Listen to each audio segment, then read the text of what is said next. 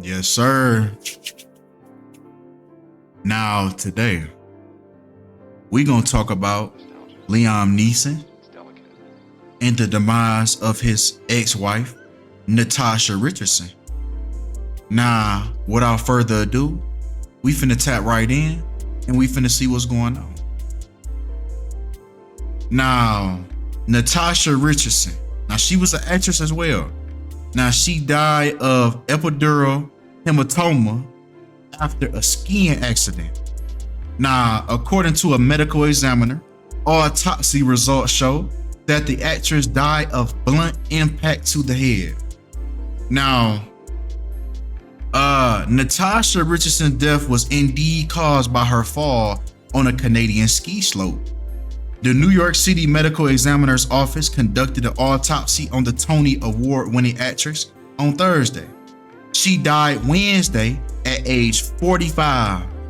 The office ruled her death accidental, citing the cause as an epidural hematoma due to a blunt impact to the head. Now, it's some interesting little trickle of events because when Natasha had first fell, she did not seek immediate medical attention. She did not feel, based on the story, it's saying that she did not feel that she needed medical attention. She shrugged it off, laughed it off, and she even signed at the ski trip. She signed a waiver. She signed hospital waiver paperwork and walked 300 yards back to her hotel along with her ski instructor. She was back in her room by 12:43. She bumped her motherfucking head, right? Monday, the first call to the paramedics was made. An ambulance arrived at 1 p.m. and transported Richardson from the foot of the mountain to the infirmary by the sleigh. Richardson thought she was fine and didn't want to stay at the infirmary. At 1:10, she signed hospital waiver paperwork to go back to her room. At 2:59, paramedics received a second call for help. An ambulance showed up at the hotel exactly 10 minutes later. Richardson was conscious but showing signs that made the paramedics call the hematology department at the Center Hospitalier Laurentian and State Agatha. What the hell? Where the ambulance took her, right? So at first, she thought she was good. She went to the hotel. They looked at her again and said, wait a minute, she's showing signs that she's not really all the way here for real. So they called the ambulance again to take her to the hospital, and she was pronounced dead on Wednesday. But let's dive deeper into this situation, man. Let's dive deeper, man, because there's some interesting things going on, man. Now, Liam Neeson was 56 years old at the time that this occurred, right? Because this was his wife at the time. Now, Society of Jesus equals 56 in the purest cipher. Now, we know that it's the Society of Jesus that sets up these Jesuit rituals by the numbers. So let's really dive in and let's look at the numerology behind this situation. Now, William John Neeson, right? When we take his full name, his birth name, William John Neeson lost his wife 81 days before his birthday. Just like William John Neeson equals 81, along with the word ritual. When you think about the word ritual and the number 81, think about Albert Pike, the 33rd degree Freemason who died in the year 81.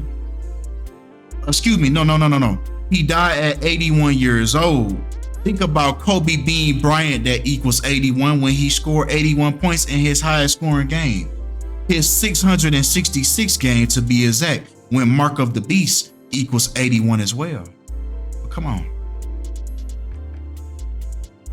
Because along with the word ritual, right? Ritual also equals 45 in the reverse reduction cipher, as Natasha Richardson was 45 years old at her time of death. Now, this is an interesting slew of information right here. Now, if we take the span of Natasha's life from the day that she was born to the day that she was pronounced deceased, she was 550 months old, just like Liam Neeson equals 55. Now watch this. Now, Natasha's next birthday was on the 55th day of her death, just like Liam Neeson. She also passed away 44 weeks after her last birthday, just like Liam Neeson. She also passed away 40 weeks and 4 days after Liam Neeson's birthday, just like Liam Neeson. She even passed away 10 months and 7 days after her last birthday, just like Liam Neeson in the ordinal cipher. Also, keep in mind that the phrase ritual sacrifice equals 107 as well. This was a ritual sacrifice for Liam Neeson. Come on. Right? Because if we take her death day, she died on the 44th week and the 4th day of her age, just like the word killing and just like the word Lucifer. Now, this word Lucifer has interesting connection in this situation to let me know that this was a satanic ritual, right? Because also her next birthday was on the 312th day of her age, just like devil equals 312 in the Sumerian cipher. Pay attention to the fact that this is the Sumerian cipher, which is the English language multiplied by 6, right? But come on.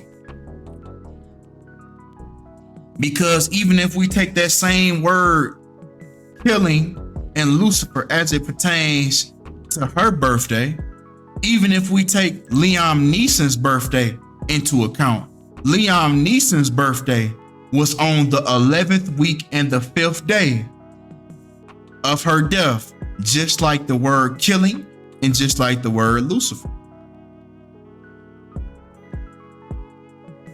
Natasha was born on the 11th of May, 11/5, just like killing and just like Lucifer.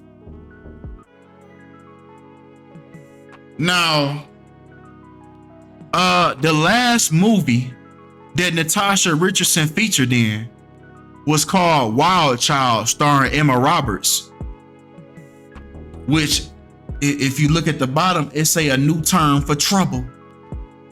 A new term for trouble. Now, this was released on the 15th of August in 2008. Now, Natasha's death was on the 7th month and the 4th day of this release, just like killing and just like Lucifer in the ordinal cipher. Not to mention the fact that her death was on the 216th day of this movie release, when the number 216 is a product of 6 times 6 times 6. So do you see where I'm going with this Lucifer connection here? This Lucifer connection, this devil connection, right? This was a satanic sacrifice. Because even if we take her death place and the hospital, Lenox Hill, she died in the Lenox Hill neighborhood at the Lenox Hill Hospital, when Lenox Hill equals 666 in Sumerian, the English language multiplied by 6. She even died in the state of New York, which equals 666 as well. And people always ask and wonder why 9/11 happened in New York. This is why. This is why New York is said to be the state that is going to be completely submerged underwater, right? But come on. Because once again, man, taking these clues into account, taking these devilish clues into account, right? Because even if we take it was a movie that came out right after Liam Neeson's wife passed away, and it was called The Afterlife. How can you save yourself if you are already dead? Now, if you look at this cover art, you can see Liam Neeson standing over what appears to be a deceased woman, right? Wearing the color red, symbolizing a blood sacrifice. So they were showing you right there that Liam Neeson made a blood sacrifice. Now,